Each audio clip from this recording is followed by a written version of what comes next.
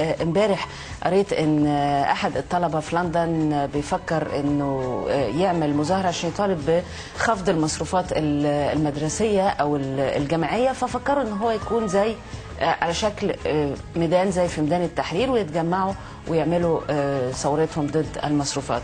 ولكن اللي حدث في ميدان التحرير يوم 25 يناير يعني استلهم منه كتير من المخرجين والمؤلفين وايضا الفنانين عشان يوثقوه وفي نفس الوقت يعملوه في شكل درامي، بيسموه الدوكيو دراما. هنشوف مع بعض دلوقتي مجموعه من الشباب. الاستاذ محمود عبد العزيز ابو العلا مخرج الفيلم، اهلا بيك. اهلا وسهلا بحضرتك. استاذ فريد بكري مؤلف الفيلم، اهلا وسهلا. اهلا بحضرتك. واستاذ سعيد صابر بطل الفيلم، اهلا وسهلا بحضرتك. اهلا وسهلا. خلينا نبتدي ونتعرف اكتر على الموضوع بقى منكم. نبتدي معاك يا استاذ محمود، الفكره جت ازاي؟ هو والله انا حبيت اول ما ابتديت اكتب الفيلم انا كنت عايز امثل الاسره المصريه، اللي هو الاب اللي خايف على اولاده، الابن الناشط السياسي، الابن الكبير اللي ملوش في دعوه باي حاجه خالص ولا يعرف اي حاجه اسمها سياسه.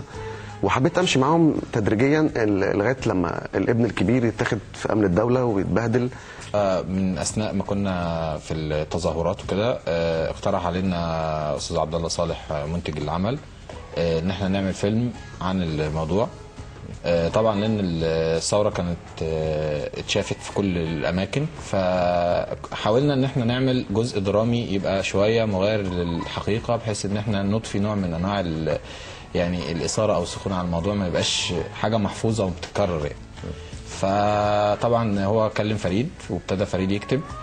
قبل ما اخلص كتابه كنت انا ابتديت شغلي في الاخراج، وابتديت ان انا اختار الكاست بتاعي، وابتدينا نجهز ان احنا هننزل في احد الجمع المليونيه طبعا اللي توالت خلال الثوره، علشان نحافظ على كثافه الناس ونقدر ان احنا يبقى في جو مشابه يعني اقرب ما يكون للحقيقه.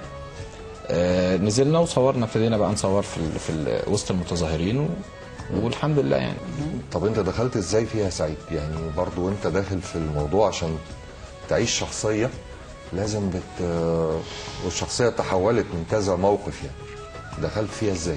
هو حضرتك انا في الاول طبعا بشكر حضراتكم، بشكر الدكتور محمود على اختياره ليا، بشكر الاستاذ فريد طبعا على اختياره برضه. الفيلم انا لو اول ما قريته انا فرحت جدا بيه، يعني بيمثل حاجه احنا لمسناها دلوقتي. وانت عشتها شخصيا؟ طبعا طبعا طبعا. انا نزلت المظاهرات، يعني حاله انا عشتها حقيقي، فلما هعيشها بقى سينمائيا كنت فرحان بيها جدا.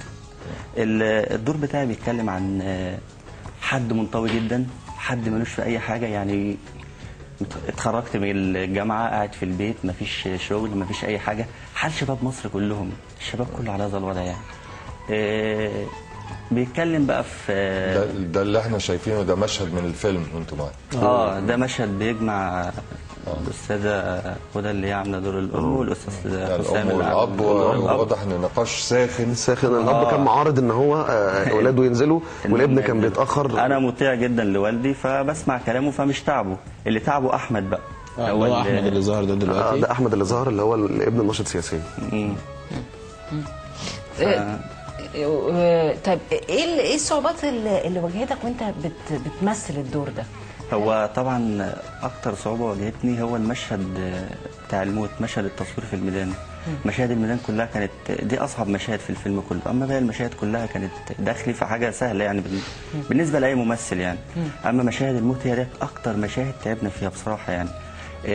الحشد بقى الكبير من الناس، التعاون مع يعني ما بيننا وما بين الناس، يعني مشهد كان اصعب مشهد في الفيلم عموما يعني. بس الناس كانت متعاونه فعلا معانا. لا متعاونين جدا، بس هو المشهد نفسه صعب.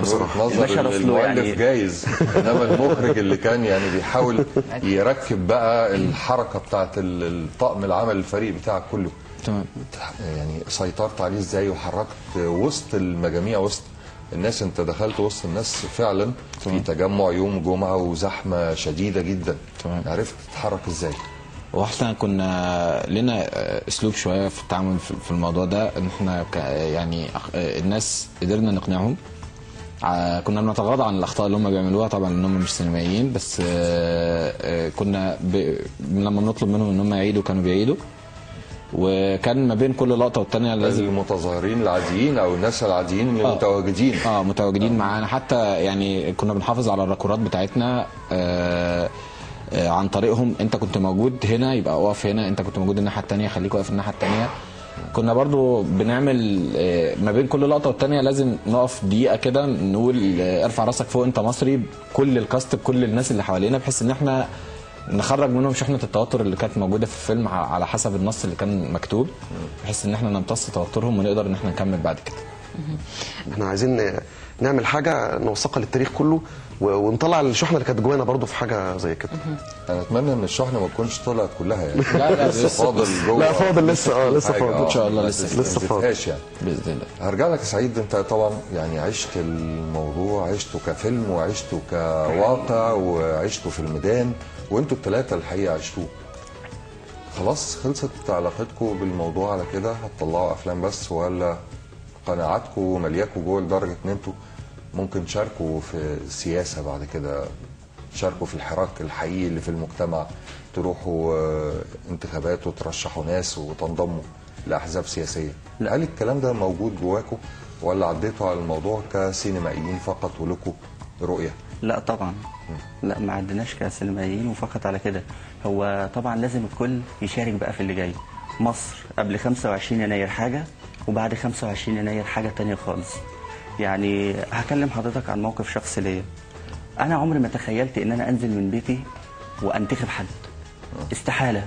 عمري ما فكرت ان انا انزل حتى لو ادي صوتي لاي حد، استحاله الكلام ده كان يحصل قبل 25 على 80 مليون على فكره. قبل 25 يناير. انا يوم الاستفتاء صحيت من بيتي عادي بدري، رحت وقفت في الطابور، استفتيت طبعا في الحاجه اللي انا عايزها بصرف النظر ان كانت نعم او لا. انا استفتيت اللي جوايا. فدي كانت اول مره ان انا اعمل ده، انزل من بيتي رايح لحاجه معينه، دي عمرها ما حصلت. بعد 25 يناير يعني عايزين ده كله بقى، يعني خلاص بعد كده انا هدي صوتي للي يستحقه، ان كان منتخب مجلس الشعب، رئيس جمهوريه، اي حد، هنزل بقى من بيتي واقول صوت، لان صوتي هيتسمع دلوقتي خلاص، صوتي يتسمع للكل. اما الاول انا كنت عارف هنزل من بيتي ليه، انا عارف الحاكم مثلا مختار كذا، عايز الحد ده، فخلاص ده يعني انت راجل عاقل وواقعي وعارف ان الدنيا رايحه خلاص يعني دي، وانت لوحدك مش هتفرق. بالظبط يعني صوتي ما يفرقش. اما بعد 25 يناير يفرق كتير. احنا مشتاقين لحاجه، حسينا ان كان في حاجه مغطيانا كده واتشالت، يعني اكني ابتديت اشوف بجد او صاحي بجد. طب محمود، يعني كمخرج دايما بيكونوا عايزين في اخراجهم لاي عمل درامي ان هم يظهروا بيه واقعه معينه حصلت يعني في الواقع. انت حبيت ايه الحاجه اللي من ضمن الفيلم اللي حبيت تظهرها قوي؟ المشهد فيه لقطه وفي واحد اتضرب اهو. كنت بضرب. ده انت كنت عامل دور ضابط امن الدوله. طب انهي مشهد ده بدول يا محمود اللي حبيت ان انت تظهره اكتر؟ يعني اكتر مشهد انا حاولت اركز عليه كان قضيه الشهيد.